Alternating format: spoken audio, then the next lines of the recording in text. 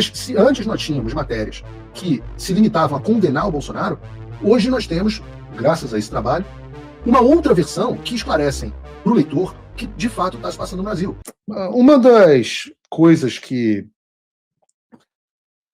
a gente tem, uma parte do trabalho as pessoas conseguem enxergar, outra parte as pessoas não enxergam, né? Esse caso do Talhaferro deixa que muitas vezes não dá para as pessoas, para expor tudo que a gente faz, né? Mas eu digo para vocês que uma parte muito importante para a gente conseguir o que a gente quer na liberação do Brasil é justamente conseguir expor para o mundo o que está acontecendo.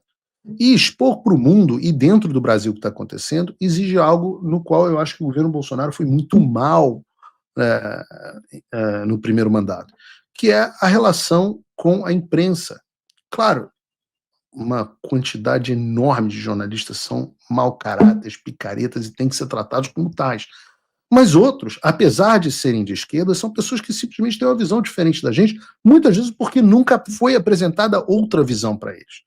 E uma das coisas que eu tenho gastado bastante tempo em fazer é explicar o nosso lado da história, conversar um pouco com os jornalistas que eu acho que são pessoas dignas, né? E nós tivemos um exemplo bom disso, foi a repercussão em favor do presidente Bolsonaro de uma reportagem que saiu no globalista, de esquerda, etc., mas muito influente jornal inglês Financial Times, né, ou revista, né, que é uma revista de esquerda. Mas se antes nós tínhamos matérias que se limitavam a condenar o Bolsonaro, hoje nós temos, graças a esse trabalho, uma outra versão que esclarecem para o leitor o que de fato está se passando no Brasil. Essa reportagem, O Julgamento Arriscado de Jair Bolsonaro, e é uma matéria grande que eu recomendo a leitura, mas eu posso ler aqui alguns trechos para vocês entenderem do que estou falando. Vejam, Financial Times dizendo: alguns observadores no Brasil, embora concordem que Bolsonaro deve ser processado, sentem-se desconfortáveis com certos aspectos das ações do Supremo Tribunal Federal. Embora parte das evidências contra o Bolsonaro pareça sólida, a conexão com os atos de 8 de janeiro em Brasília parece muito fraca, diz Davi Tangerino, professor de Direito Penal da UERJ. O professor de Direito Penal da UERJ está dizendo no Financial Times que o caso contra o Bolsonaro é muito fraco. Continua a reportagem. De forma incomum em comparação com os outros países, no Brasil, ministros do STF podem iniciar e conduzir suas próprias investigações criminais se entenderem que há uma ameaça à própria instituição. Ou seja, jabuticaba só existe no Brasil. Continua. O envolvimento de Alexandre de Moraes levou a acusações de conflito de interesses, pois ele foi um dos alvos da suposta conspiração. Bolsonaro alega que o ministro é parcial a favor do Lula e movido por ambições pessoais.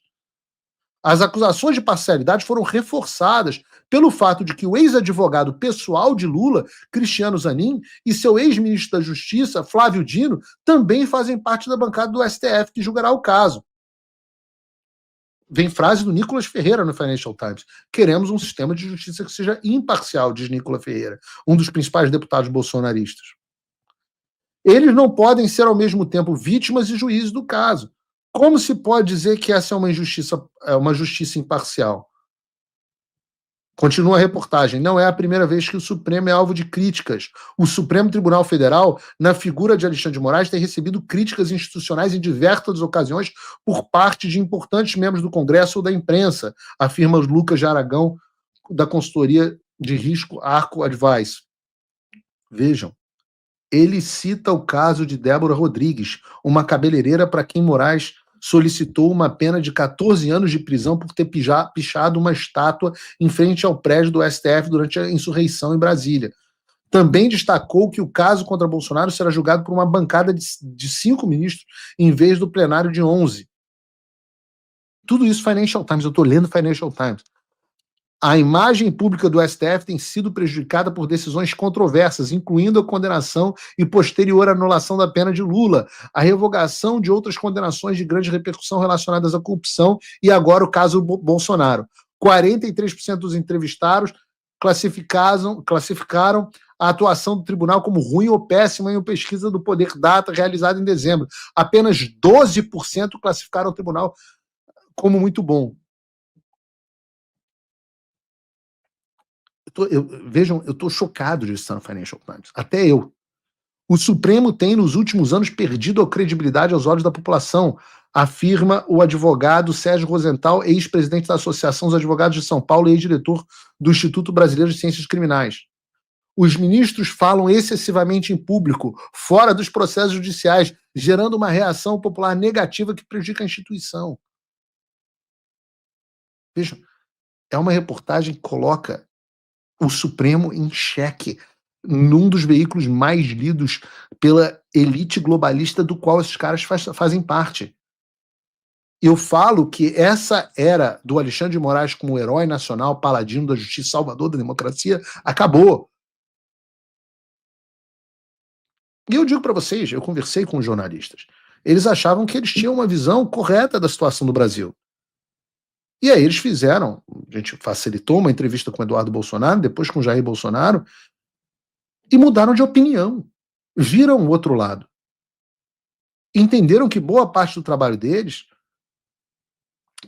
boa parte do meu trabalho é conversar com eles, é mostrar um outro lado, expor o nosso lado, os nossos argumentos, para aqueles que não forem, obviamente, essencialmente corruptos, bandidos, militantes.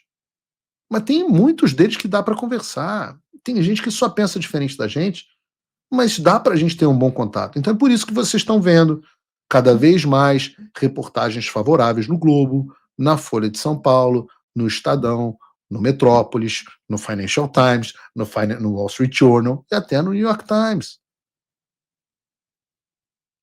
Teve gente que na época que o Mr. M, uma jornalista do Globo divulgou que falava comigo, as pessoas, você fica falando coisas para jornalista do Globo. Eu falo, mas é claro,